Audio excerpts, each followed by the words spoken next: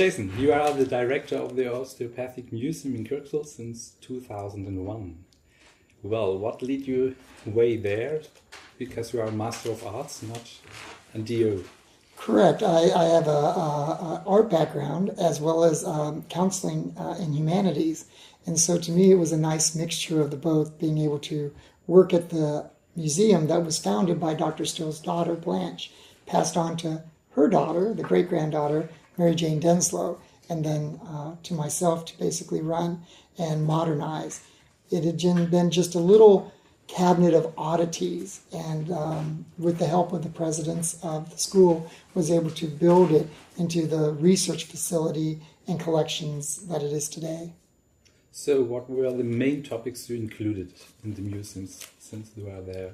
Since I am there, we now have an area for research where you can call in, and at no charge, our staff will help you answer questions or do genealogy about your family if you've had a graduate. As well as we have a curator that basically brings stuff in and takes care of the artifacts. We have a registrar who applies numbers and the condition and works with donors. We get gifts every day still. And that registrar then makes sure that all the proper paperwork is done so that when the material is online and you want it, we can find it for you. And then we have the assistant director. We have a person who works kind of with me in all different aspects of international travel or raising money, things that have to do with that. We've got people that give tours. So you can see it's grown quite a bit. We have a person who does nothing but exhibits. We've written grants, and we have people that actually do a variety of jobs through government loans for grants to basically to the museum that we don't pay back.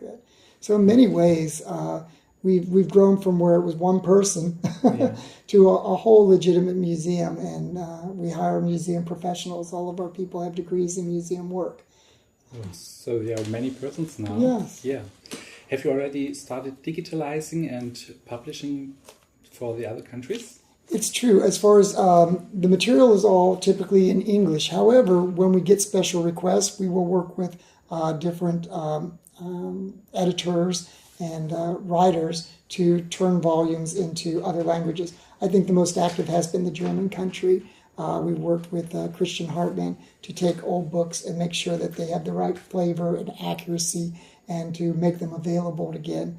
They're not even available in English, let alone in another language. So we've worked with different publishers to do good work. But even now, we're just working with an Italian group to retell the story of Dr. Still's Frontier Doctor. We put things in Spanish. So I think we're very active, I think, on the international level. I think the most surprising was the Russians, who did a lot of the cranial work, which I think is a very difficult topic, and then to translate that into other languages, which we've done with Charlotte Weaver's book in Japanese, German, and English. How long do you already work with German? How long? Actually, it's the longest group. The only reason that the museum does international travel is because of invitation for the Germans to come to their congresses. And after that first time of lecturing and presenting an exhibit, other countries said this is something we would like, and then worked with London, Sweden, Portugal, Spain, and so it just really has gone since then. I was just a month ago in Auckland, New Zealand, with an international conference of the Australians and the New Zealanders. 2 months ago, I was in St. Petersburg, Russia, with Larissa Latsovskaya, who's at this conference. And so as I was seen at the German conferences with exhibits, other countries have brought us and really expanded our international outreach. When you look at the parts of osteopathy, you have already said in Russia they are very interested in cranial work. Could you also cover a little bit worldwide? Are there countries specialized in special parts of osteopathy? Particularly, I think all aspects of osteopathy are well accepted. But as I look at countries that seem to be growing stronger with it, particularly Japan, there are 3 attendees at this conference alone that have schools. And so that shows you the growth in that area. Latvia, Lithuania, I only found out about those schools because they showed up in Kirksville. Often we end up with a great number of pilgrims, as we might call them, people who want to come and experience Kirksville, where their profession began. In many ways, it's unique to have one person who has actually brought this idea of healthcare throughout the world, that you can track your lineage through your teacher, their teacher, and always end up with Dr. Still. And so it is wonderful that people can actually do these things. And so not only do we go out and look at the growth, which I think is wonderful in osteopathic medicine, because these same groups, whether they're in Brazil or Portugal or Germany, come and do trainings in Kirksville. And our faculty, that I think are some of the best in the world, say that their skills are top-notch, that there's nothing to be ashamed of. That, you know, when we look at the medical doctor osteopathy versus those that do pure osteopathy, that their skills in manipulation are top-notch and incredibly accurate and helpful. I think we're going to see a change in the world as people are going to rely less on drugs and more on manipulative medicine to help people heal and not feel the pain that they're having. And so it's a great time for growth, I think, worldwide and in the United States. Is it really like this, that in Kirksville the students are trained in every direction of osteopathy? For example, when you take polarity therapy by Randall Stone, or when you take the biodynamics, or when you take biomechanical work, is every section of the work transparent in Kirksville? I do think that because we believe in manipulative medicine more, I think, than in any other medical school that does it, that they get a taste of those. And we find that osteopathic medicine, if it's not done daily, you don't have the skills. So there is that set of students that is what they'll become specialists in. No different than we have students that will become oncologists and working with cancer, or obstetrics and working with delivering babies and women's health. And so we see manipulation as being something you must work at incredibly tough to be the best in it. Everyone has that training so that they know to refer to the best. If I go see my family doctor, she may see the signs of cancer, but she would never treat me for cancer. She's a generalist. And a lot of what the osteopathic degree does is create the family doctor that knows basically structural issues and stuff, and knows then how to advise you that this would be a person that would help you best in this area. This is a person in that area. And so I do think sometimes it's shocking to say, well, even though they're trained in manipulation, they don't do it all the time. It's like, well, it makes them enough knowledgeable to know when to give good advice and versus saying not.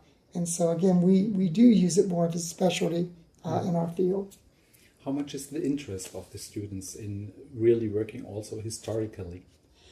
We actually do. The students, though they're very busy, the funny thing about a DO student is that not only do they have to do everything that the medical doctor students do, but they have to add on 300 to 400 extra hours of manipulation. So they just do more in that short amount of time. So they're really being pulled and under a lot of stress. And yet still, our students have a love of the history and the philosophy. And so we have a group, they call it SHAOP, and they actually are more kindred to the international guests that come.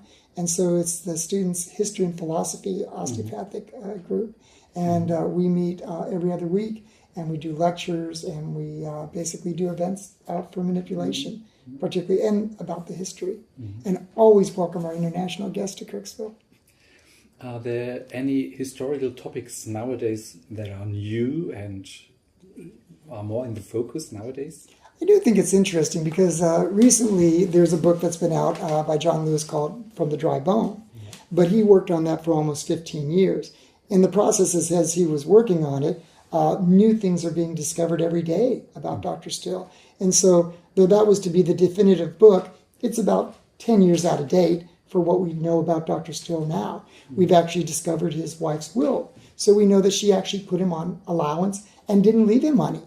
Instead left money for the children to take care of Dr. Still because she knew that he was so altruistic, he would just give it all away.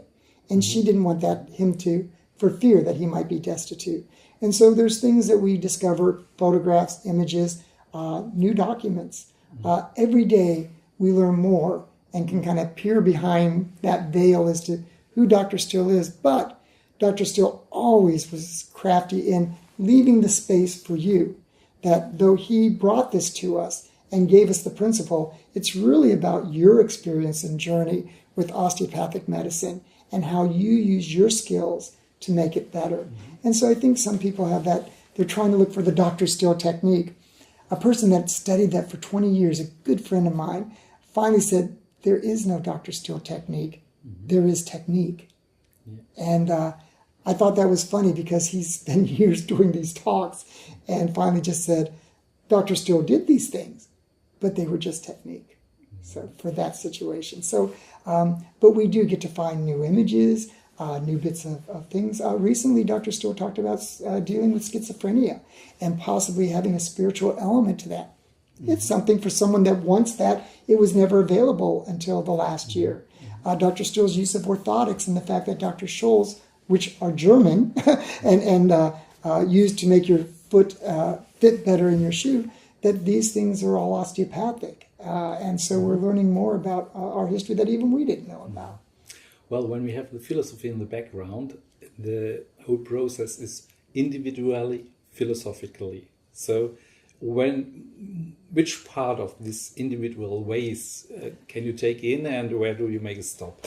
Well, I think that's the challenge because Dr. Still's definition, when he looks at osteopathy, includes chemistry, psychology, physiology. There was basically, when you're finishing, well, all the sciences have something to do with osteopathic healthcare. And that's what Dr. Still was saying, that it is in some ways so broad that it is both spiritual as well as very physical. And so it's like, my gosh, there's so much to it. And so as we look at this philosophy, it's an idea of health. And health can be mental health. It can be physical health. It can be health in relationships and within your community. And so Dr. Still was trying to role model all these very different forms of love and appreciation of the harmony of nature. And I think that's the thing, is it's hard to pull out osteopathy because it really is, in his opinion, life in your journey of life, of this spirit. And so, we even learned these aspects more and more about his view that I did the physical because it was the easiest. But now, later in life, I've done the more difficult. Try to find this spiritual element. What is it that everything can be in this body, and yet this drowned child, something is missing. There is no life. If I cut it, it doesn't scream. Yeah. What is left? And that's what I want to understand, is this spirit. And what does it mean in the end? Ultimately says that I kind of feel pretty good that we're these spiritual beings that are taking a journey of experience that we will bring with us into this very non-physical life again. So in many ways, it is hard to pinpoint osteopathic medicine, because for some, this philosophy of health could actually be almost a religious direction. Yeah. That's perhaps also the problem why it's not so integrated within the other universities, also in America. So. And I would find that. I think you're right. I think each school can, some are more money motivated, and even Dr. Still had his challenge of, how do we teach this and keep it pure? His son, who actually used osteopathy, Charlie, to make a lot of money, had big cars and nice homes and traveled Europe. At the end of his life, he says, I kind of realized we should have just taught everyone this for free, that this was the right of osteopathy. But those are the musings of a man at the end of his life and no power to do anything different about it. So. Are there some individuals that would be very necessary to look more on within the development of? I think every day when I travel and get to see the lecturers and people that are at the OSD-Kongress and such like that, I'm impressed at those that are pushing and taking it further, which is what Dr. Still always meant, that others will build this profession and make it more, and that each person will add to it. And that's why he was very reluctant to write a book in the beginnings, because he said, we all will bring something to this and make it better. I'm seeing amazing students and professionals that osteopathic medicine is in good hands in basically the international and particularly the European world. Dr. Still himself said, I see that osteopathy being a flag, a banner, and that a whole school internationally will bring it and help relieve suffering. The idea is we're not going to prevent death, but we want this to be the best journey during your life, the best experiences. And in 80, 90 years, the body will burn up, rot, wear out. but that soul and this experience will go on. I think it was funny when someone said, well, Dr. Steele, a lot of people gave you a lot of trouble. They made life really hard for you. Tell us about that. He goes, yeah, those people didn't really understand me. And sometimes I don't understand people. That was their fault. They just didn't understand me. But if they had understood me, they'd have lifted me up on their shoulders and carried me through the town. So let's talk about the people that understood me. And that's all I want to say about the people that we had conflicts. So again, a very caring, loving man. It's a modest way of representing oneself. And the thing is, I've tried. I mean, if I could find a weakness, and Dr. Steele was human, certainly, but as I look at it, he was so giving. As certain people like Muhammad Gandhi and people in life are really just so giving that I really can't find any flaw in him. And so he's a wonderful man, and I think that's why he is our role model in our profession. That's why we haven't moved on and forgotten Dr. Steele, because I think we would all like to be a little bit more like this person. And it's almost an impossible task. Do you feel the humility from Andrew Taylor still going through the university and through the student study? I do. I find that our students are very focused on giving and giving back. That again, altruism, giving all you have and then some more. And it's hard to understand because we're in a society that, people have a little more greed and want more. But this next generation coming through, they don't have the values that a big house or a big salary means I've made it. It's if I'm happy and I'm happy with my family. Those are the goals of success. And so I think we're going to have a whole new generation of appreciation of things that Dr. Steele did, and are not going to be motivated in some ways, because I think it's those motivations of money and more that don't do well with osteopathic healthcare. Dr. Steele said, if you're doing it for money, you shouldn't go into osteopathy. But I will tell you, if you do it, you will have all the money you want. But it shouldn't be the reason you go into osteopathy. So you should truly want to help someone and care, and you'll do fine. When there has been the conference in Auckland, you had the watch chain from Dr. Steele with you, and it was stolen. Is it back now? And unfortunately, yes. So we had a situation where an artifact, a very personal item of Dr. Steele's, was taken, and it was really hard.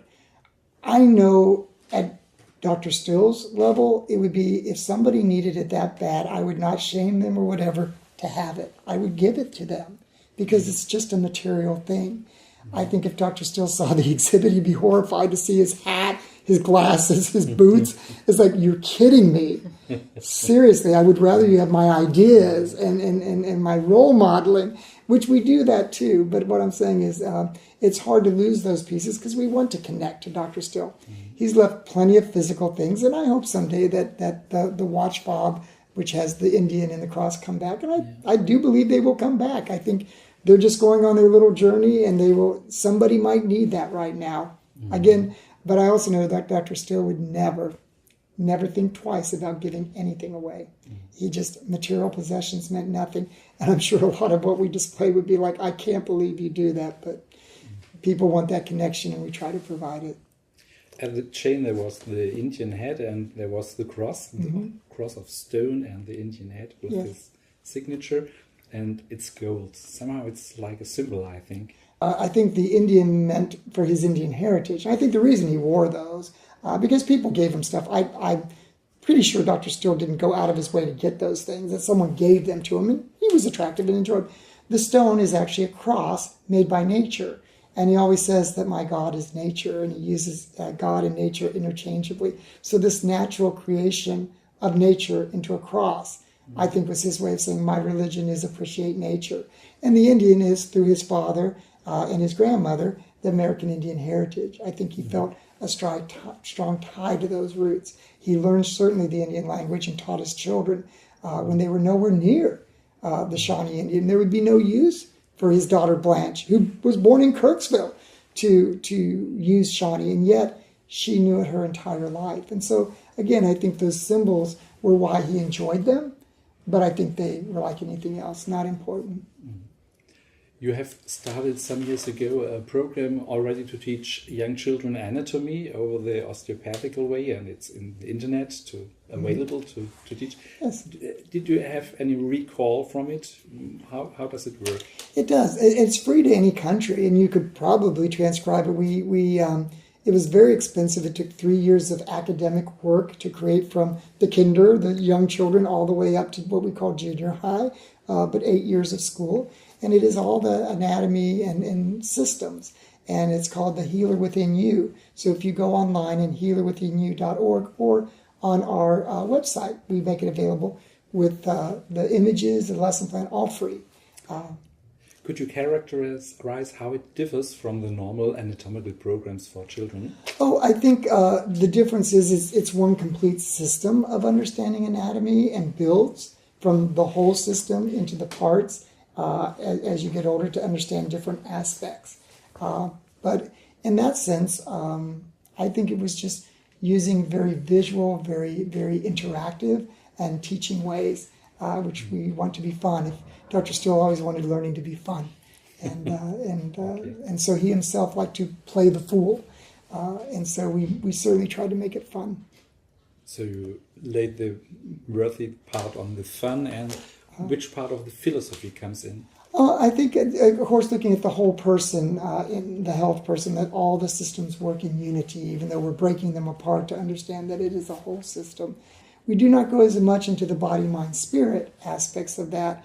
It's probably a little more difficult with that age group, to work with. But we certainly put that in a book that was just published this year on Andrew Taylor Still, founder of osteopathic medicine. And so that is a book that just came out that fills in the gaps for those things of what his lifestyle was, what his frustration was, and how he came. So the book parallels with the lesson plans to give you the whole story. What are the ways nowadays to support the research at your museum? And the interesting thing is, it's true that the museum survives because the founding school finds an importance in our history. But internationally, we receive support, particularly from the Canadians, from different groups. And so it's just a matter of saying, if there's an area that you'd like to see more of, we can actually put your name on that. And that actually is how we began, to some degree, our digitalization and our international process. There were some French who said, we would like to see these articles. And it's like, well, it's kind of difficult because we're very busy doing these things. But they said, well, if we give you money, will you hire somebody to work on this area of osteopathy that we have an interest in? It's like, wow, yeah. And so we never thought about that. And so schools or individuals had the opportunity to support research by just saying, we're going to fund this aspect. Some people funded what we could call our basically hero series, where some of the, like Ed Stiles, who's teaching here this week, is basically one of those people, one of the greats of osteopathy, and funds were put in to bring him to Kirksville and have him tell his story and demonstrate, so that someday when we don't have him, we still have this record of the work that he did that can inspire and teach people. Are there anything about the German history that the Germans could bring in your museum? I think we're always open to learning more about how things transition. For instance, how osteopathy has become an undergraduate and a master's level degree in different systems and things, just as it's growing in Russia. It's now part of the MD education, and to some degree, much fear to some of the Russians that have schools that have both the medical doctors and students that are not. They want it to be strictly a medical doctor profession. And so sometimes the good comes with the bad, but osteopathy is always changing and going through political issues in different countries. But I think what I see is some of the strongest for research are in those that lead in the osteopathic schools. Some of the most schools of osteopathy are in Germany of any other country, more than even the United States, which I think is fascinating, which shows you how much people feel the benefit from that. And even though there's a system that, socialized medicine that pays for things, people are willing to take out of their pocket and pay for this separately because it is something that they see a value in. Okay. Often I'm asked is, how did Dr. Still treat children different than adults? one thing was that, and children did seem to naturally like Dr. Still, but he was kind of a fun fellow. And the idea is he would never just jump in and start treating. As he said, before you touch the body of this child or this person, understand its soul. And so he would connect to the person. And it would be maybe in a playful way. And it might be in a little touch and a little thing and a little roll and a little roll. And then that might actually turn into a manipulation for the youngest of children who wouldn't understand. And I still see some of the best osteopaths being playful and slowly working into the treatment and not feeling like, there it is, I'm going to get it. And so we work with a lot of Amish, and the children don't understand the language often in English because they don't learn it until they're in school. So they speak more German than they do English. And it is watching the international osteopaths who take the time to work with the mother and slowly make that transition that the child doesn't even know something is happening. The other thing is, as we work with adjustment, the child is basically developing. So as you're doing that adjustment, it's with knowing of the changes this child is going through, where at a certain age, it's more of an adjustment of what's already there. So the child is the potential. The adult is what's already established. And I think you do work with them a little bit different than Dr. Still would look at, and understanding that. So. Playing on the world's development. Yes. Okay. Well, I thank you very much for the interview. Okay.